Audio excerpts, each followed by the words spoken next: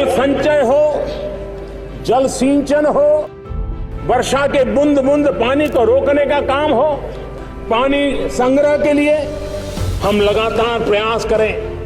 पानी के क्षेत्र में पिछले 70 साल में जो काम हुआ है, हमें 5 साल में 4 गुने से भी ज्यादा उस काम को करना होगा। प्रधानमंत्री का कथन हकीकत के धरातल पर उतर रहा है। जल को लेकर समय की आवाज को पहचान चुका है देश। जो आपके समक्ष है, तस्वीर है आज की, आगाज है सुनहरे भविष्य का।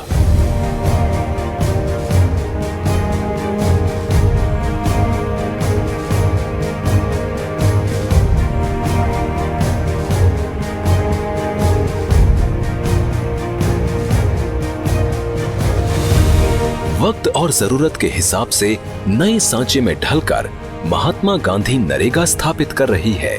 नए मापदंड, संकल्प है बूंद बूंद संचित कर जल संरचनाओं को लबालब भरने का, धरा को हरा भरा रखने का। जल संचयन, जल संरक्षण और कुशल जल प्रबंधन को आत्मसात कर रहे हैं हम। जल क्रांति की राह पर आगे बढ़ रहे हैं कदम दर कदम। खिले चेहरे बयां कर रहे हैं साकार हो रहे सपनों की दास्तान। सिंचाई जल से लहलहा रहे हैं खेत खलिहान। पानी आने से हमारी फसलें अच्छी हो गई हैं। हम अब सब्जी बेच पा रहे हैं, फल बेचते हैं और मजदूरी का पैसा भी मिलता है। क्षेत्र की जरूरत के हिसाब से किए जा रहे हैं काम। जल संरक्षण और जल संचयन को लेकर हो रहे हैं नित नए निर्माण।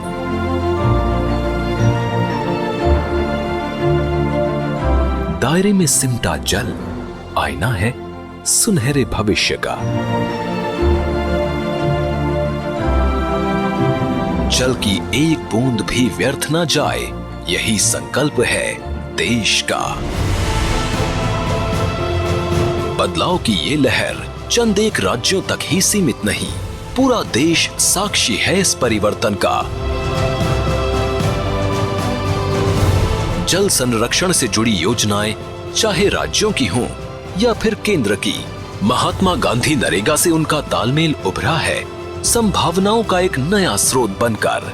कार्यों के चयन से लेकर उनके पूरा होने तक की प्रक्रिया है एक नई गति लिए हुए। आईआईटी मंडी, खड़गपुर और दिल्ली जैसे प्रतिष्ठित संस्थानों के तकनीकी विशेषज्ञों ने देश भर में भ्रमण कर किए गए कार्यों की जमीनी हकीकत को जांचा परखा है, गुणवत्ता का मूल्यांकन किया है। परिणाम उत्साहवर्धक हैं। कुल मिलाकर की जा रही कोशिशें रंग ला रही हैं। धरा के आंचल पर हरियाली लहलहा रही है, जिंदगी मुस्कुरा रही है।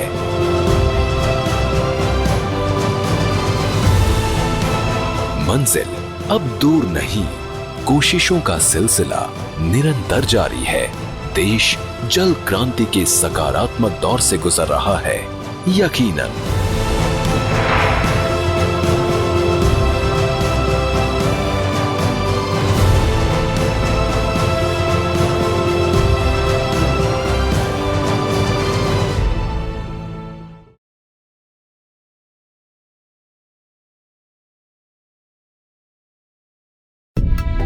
प्लास्टिक वेस्ट पूरे विश्व के लिए एक बहुत बड़ी चुनौती है। आज प्लास्टिक प्रोडक्ट्स सर्वव्यापी हैं और ये पर्यावरण में जहर घोल रहे हैं। समुद्रों में बढ़ता कचरा, टूरिज्म के चलते प्लास्टिक कचरे से पर्वतों पर बढ़ता प्रदूषण, जल जंगल जमीन हर जगह पड़ता विपरीत प्रभाव। पर्यावरण में मौजूद प्लास्टिक हमारे खाद्य पदार्थों में भी असर डाल रहा है, जिससे मानव स्वास्थ्य पर बुरा असर देखने में आ रहा है। समस्या की गंभीरता को समझते हुए सिंगल यूज और थ्रो अवे प्लास्टिक आइटम्स की खपत को कम करने की कोशिशें निरंतर की जा रही हैं। आज ग्रोसरीज या किसी भी प्रकार की शॉपिंग के लिए जूट या कपड़े के थैलों का चलन बढ़ रहा है। आजकल लोग मिनरल या पैक्ड वाटर को बहुत जरूरत पड़ने पर ही खरीदते हैं। ऐसे छोटे छोटे प्रयासों से हम पर्यावरण के प्रति अपना दायित्व निभा रहे हैं, जो सराहनीय है। मगर इन सब प्रयासों के बावजूद अभी भी भारत में रोजाना 25,000 टन प्लास्टिक वेस्ट का उत्सर्जन होता है, जिसमें से केवल 9% प्लास्टिक वेस्ट रिसाइकल होता है और 12% जला दिया जाता है। बचे हुए 79% प्लास्टिक वेस्ट को पर्यावरण के हवाले कर दिया जाता है, जो बिना डिग्रेडेशन के धरती पर 450 से 1000 साल तक पड़ा रहने की क्षमता रखता है। समस्या को निपटाने के लिए भारत सरकार निरंतर प्रयासरत है। इसमें से एक अभिनव प्रयास PMGSY सड़कों में प्लास्टिक वेस्ट के इस्तेमाल का है। काफी अरसे से परंपरागत सड़कों का निर्माण बिटुमेन मिक्स्ड एग्रीगेट से किया जाता रहा है। काफी सारी विशेषताएं होने के बावजूद बिटुमेन से बनी सड़कों की कई खामियां भी रही हैं, जिनमें से सबसे बड़ी है कमजोर जल वहन क्षमता। ज्यादा पानी पड़ने की वजह से या सड़क पर ज्यादा पानी इकट्ठा होने पर पानी दरारों से होते हुए सड़क के अंदर की सतह तक पहुंच जाता है और सड़क को कमजोर कर देता है, जिसकी वजह से सड़क से रोड़ी अलग होने लगती है और गड्ढे पड़ जाते हैं। मदुरई कॉलेज के प्रोफेसर डॉक्टर R वासुदेवन ने इस समस्या का हल निकाला। बिटुमेन सड़कों के कंस्ट्रक्शन में प्लास्टिक वेस्ट का इस्तेमाल। प्लास्टिक वेस्ट से सड़कों के निर्माण में 6 से 8% बिटुमेन को मेल्टेड प्लास्टिक से रिप्लेस किया जाता है। बाइंडिंग प्रॉपर्टीज होने के कारण मेल्टेड प्लास्टिक एक तरह से फेविकॉल का काम करता है, जो सड़क की मजबूती को बढ़ाता है। टेस्टिंग में पाया गया कि प्लास्टिक वेस्ट से बनी रोड्स की भार वहन क्षमता 1000 किलो से बढ़कर 2500 किलो हो जाती है, जिससे सड़क की लॉन्जेविटी बढ़ती है। साथ ही बरसात में पानी इकट्ठा होने पर भी सड़क के अंदर नहीं जा पाता, जिससे सड़क की टूट फूट काफी कम होती है। इसी कारण प्लास्टिक वेस्ट से बनी सड़कों में मेंटेनेंस पर खर्च अपेक्षाकृत खासा कम होता है। 6 से 8% प्लास्टिक वेस्ट के इस्तेमाल से उस प्रतिशत में बिटुमेन कम लगता है, जिससे सड़क निर्माण लागत में तो कमी आती ही है, साथ ही मीथेन और कार्बन डाइऑक्साइड जैसी विषैली गैसों का उत्सर्जन भी उस मात्रा में कम होता है। प्लास्टिक वेस्ट को पिघलाने के लिए एक उचित मात्रा में ही हीट दी जाती है, जिससे हानिकारक गैसों का उत्सर्जन कम से कम हो।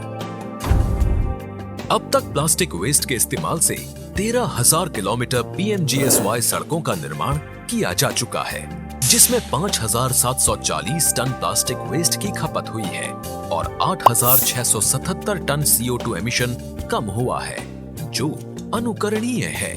प्लास्टिक वेस्ट से सड़क निर्माण को बढ़ावा देने के लिए PMGSY फेज 3 में सड़कों के निर्माण का 15% नई तकनीक का प्रयोग करके किया जाना अनिवार्य है, जिसमें से कुछ प्रतिशत निर्माण प्लास्टिक वेस्ट का इस्तेमाल करके किया जाएगा।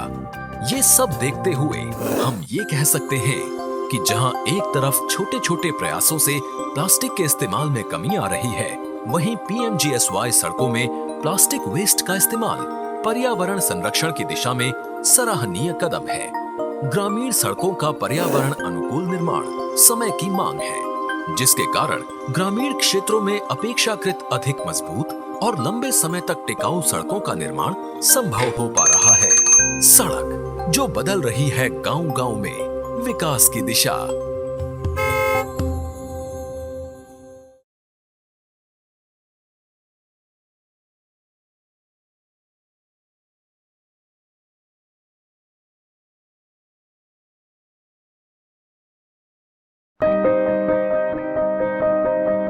वैश्विक महामारी कोरोना के कारण एक तरफ तो जहां देश आर्थिक और सामाजिक रूप से प्रभावित हुआ, वहीं अनिश्चितता और विभिन्न कारणों से लाखों की संख्या में प्रवासी कामगारों के सामने रोजी रोटी का संकट आ खड़ा हुआ।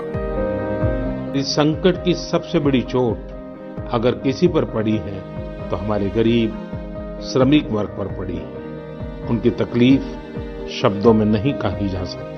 प्रवासी मजदूरों को देखते हुए बहुत कुछ नए कदम उठाना आवश्यक हो गया है। केंद्र सरकार ने अभी जो फैसले लिए हैं, उससे गांवों में रोजगार, स्वरोजगार, लघु उद्योगों से जुड़ी विशाल संभावनाएं खुली हैं। ये फैसले इन स्थितियों के समाधान के लिए हैं, आत्मनिर्भर भारत के लिए है। इसी दिशा में केंद्र सरकार का एक महत्वपूर्ण कदम है गरीब कल्याण रोजगार अभियान। इस अभियान के तहत 125 दिवस निश्चित किए गए हैं। व्यय की जाने वाली राशि 50,000 करोड़ रुपए है। अभियान के दौरान विशेष रूप से ग्रामीण क्षेत्रों के चहुमुखी विकास के मकसद से 25 विकास कार्यों के संपादन पर जोर दिया जाएगा, जिनमें सड़क, ग्रामीण आवास, बागवानी, पौधारोपण, जल संरक्षण से जुड़े कार्य, आंगनबाड़ी, पंचायत भवन के साथ साथ जल जीवन मिशन आदि विभिन्न कार्य शामिल हैं। 125 दिवसों वाले इस अभियान के तहत जो कामगार अपने गृह क्षेत्रों में आने के बाद अपने क्षेत्र में ही रहकर काम करना चाहते हैं, उनको उनके हुनर और रुचि के अनुसार संगठित करते हुए सतत आजीविका सृजन के लिए उद्यमिता और आजीविका विस्तार के प्रयास किए जाएंगे। जिन कामगारों को रोजगार की तुरंत आवश्यकता है, उन्हें विभिन्न कार्यक्षेत्रों में मजदूरी का रोजगार उपलब्ध करवाया जाएगा। इस पहल से एक तरफ तो जहां विभिन्न स्थायी परिसंपत्तियों का निर्माण होगा, वहीं दूसरी तरफ क्षेत्र के विकास के साथ साथ ग्रामीण अर्थव्यवस्था को भी मजबूती मिलेगी। ये अभियान विशेष रूप से 6 राज्यों के 116 जिलों के लिए है, जहां प्रवासी मजदूरों की वापसी अपेक्षाकृत अधिक हुई है। भारत सरकार का प्रयास ये भी है कि ऐसे कामगार ग्रामीणों को उनके क्षेत्र में ही जीविकोपार्जन की अन्य गतिविधियों के लिए प्रेरित और प्रोत्साहित किया जाए। गरीब कल्याण रोजगार अभियान की गतिविधियों को निकट भविष्य में सतत प्रक्रिया के तहत जारी रखते हुए अभियान को एक सशक्त आधार के रूप में स्थापित करने का प्रयास केंद्र सरकार द्वारा किया जाएगा, ताकि ग्रामीण क्षेत्रों में रोजगार और विकास के नए आयाम खुल सकें।